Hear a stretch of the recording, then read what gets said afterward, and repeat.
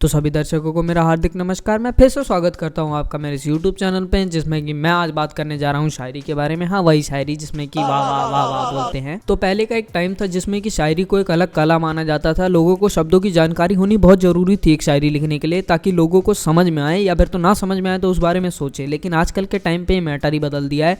आजकल शायरी का दूसरा नाम एटीट्यूड स्टेटस या पोएट्री कह सकते हैं। तो इसी बारे में बात करूंगा आज। तो वीडियो को एंजॉय करो और मजे लो। बैठ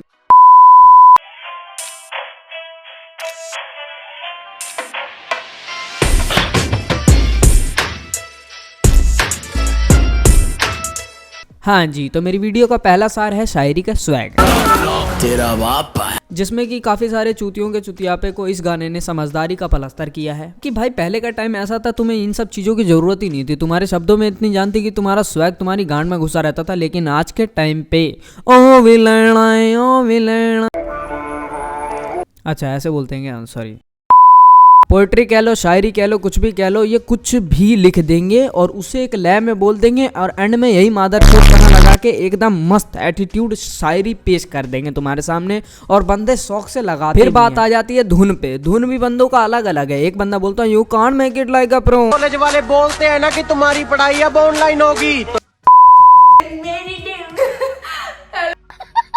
हाँ जी, तो आगे हम कुछ शायरियों के बारे में बात करेंगे या फिर तो पोएट्रियों के बारे में बात करेंगे जो भी बंदों ने चुतियाब किया है। तो शुरू करते हैं। पगली अपनी औकात देखकर प्रपोज मारा कर। पागला पगली ग्रुप के शहजादे, जब खुद के मुंह में थूक पसरा हो तो दूसरे से रिकॉर्डिंग करवा लिया कर। देखो भाई, मैं नहीं कह रहा कि ये लौंडा हैंडसम नहीं होगा इसके सिक्स पैक एब्स होंगे, ये सब कुछ होगा, लेकिन मेरे जैसे लौंडों को ये बात बोलोगे तो उससे सहन नहीं होती ना। जैसे कि मेरी सोच ही ऐसी है कि भाई गुलाब सिर्फ चाचा नेहरू पे सूट करेगा तो कौन लौंडी आएगी मेरे साथ रोज डे मनाने। मतलब मैं चॉकलेट का इतना बड़ा लवर हूँ लेकिन कोई चॉकलेट देने वाली नहीं है। कृष्णा, ए बच्चे डोंट वीप। तो भाई ने अपनी शक्ल तो दिखाई नहीं है, तो इनके बोलने के ढंग पे ही थोड़ी बहुत वार्तालाप कर ली जाए। भाई देखो, तुमसे ना प्रपोज बोला जा रहा है, तुम बोल रहे हो परपोज, और वो भी मारा नहीं जाता है, प्रपोज किया जाता है। किस बात का एटीट्यूड है बहनचोद, वही मैं सोच रहा हूँ। मतलब क्या हो गया मेरे देश को, हे भगवान। तेरी औकात नहीं इतनी जितना तू बोल रहा है। बेटे भाग जा, अब हमारा खून खोल रहा है। ऐसे कहते हैं। बकचोदी और पोइट्री में हल्का सा भी अंतर नहीं छोड़ रखा है इन्होंने। मतलब भाई क्या कर रहे हो तुम, ये इसे पोइट्री कहते हैं? ये बहनचोद पादमारी खत्म हो गई। पोइट्री चाहिए तो मैं तुम्हें सुनाता हूँ। गरीब था एक लड़का, छोटी उसकी हाइट थी, हाइट उसे चाहिए 6 फुट, पीना था उसे चील का मुंह। क्या बोल दिया मैंने? मेरी पिछली पोएट्री तो वो थी ही नहीं, बकचोदी थी, उसको यही लेके चलना। और भाई मैं जो बात समझाना चाह रहा हूँ उसको समझो, बातों की हाइप पे मत जाओ। बात है ऐसी कि कभी भी तुम पोएट्री लिखने जा रहे हो तो इतनी छोटी नहीं होती है कि लात और गांड पे लात खत्म हो गई। मतलब भाई थोड़ी बड़ी होती है पोएट्री, जिसका कुछ मतलब हो और मजा आए सुनने में। कोई पोएट्री है बहनचोद, लग रहा है लड़ाई कर रहे हैं। बेटे भाग जा, अब हमारा खून खोल रहा है। इन्होंने ब्लॉक कर रखा था, वो अब फिर से बात करना चाहते हैं। तो पहले मैं अपने मन की सिंपलिसिटी को निकालते हुए इसके बातों का रीज़न निकाल रहा था। पहले तो लोग ऐसा कर्म करता है कि लोग इसे ब्लॉक कर देते हैं, फिर ये ऐसे कर्म करता है कि लोग इसे अनब्लॉक कर देते हैं। मैं सोच रहा था कि ये लोगों से उधार मांगता होगा, फिर मेरा थोड़ा सेंस चला, फिर मेरे को लगा कि ये दुनिया की सबसे चूतिया चीज़ आशिकी के बारे में बात कर रहा है, तो मैंने इसको टॉपिक ही लीव कर दिया। मैं अपनी गांड मराऊँ।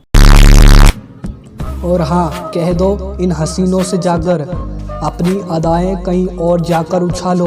पहले मेरे को लगा कि हसीना की अदाओं को दिखाने की जगह उछलवा रहा है क्योंकि ये अपनी राइम बनाना चाहता है, लेकिन इनकी वीडियो देखने के बाद मेरी अकल इतनी गंजी हो चुकी है कि मैं हिंदी भूलने लग गया हूँ भाई धीरे धीरे करके। लेकिन तुम आगे देखो इसने बोला क्या। क्योंकि अब इस शहर में आशिक पुराने वाले नहीं रहे। थोड़ा सा पॉजिटिव सोचते हैं। मैं ये सोच के चल रहा हूँ कि इसका जो स्वैग है उसके बराबर मेरा आईक्यू नहीं पहुँच पा रहा, मैं इसके स्वैग की बराबरी नहीं कर पा रहा अपने मन से। तो मैंने सोचा कि एक और बारी सुन लेता हूँ इसको पूरा, क्या कहना चाहता है ये। और सुन पगली, हमसे दूर ही रहना, क्योंकि जितने तेरे पास कपड़े नहीं होंगे ना, उतने तो मेरे रोज के लफड़े हैं। ला भोसड़ी के बेटे बेटे बेटा मौज कर दी। बोलने से पहले सोचते नहीं, फिर बाद में पछताते हैं। अब तुम्हारे जैसे समुद्री टट्टू हर रोज मेरे तलवे चाटने आते हैं। मुबारक हो, जो भी बंदा बिना सोचे समझे बात करता है वो इसके तलवा चट्टा पॉइंट पे जा सकता है। तुम्हारी बुद्धि सही कर देगा ये। जिगर वालों का डर से कोई वास्ता नहीं होता, कि जिगर वालों का डर से कोई वास्ता नहीं होता। हम तो वहां भी खड़े हो जाते हैं जहां कोई रास्ता नहीं होता। हाँ, और हमारे यहाँ दिल्ली में ऐसे लोगों को प्यार से चूतिया बुलाया जाता है। वो बहुत बढ़िया शायरी थी भाई, बस कुछ उर्दू शब्द होते तो मज़ा आ जाता, लेकिन बेवजह कहीं पे भी खड़े हो जाना जहाँ पे कोई रास्ता ही ना हो तो चूतिया ही बुलाया जाएगा।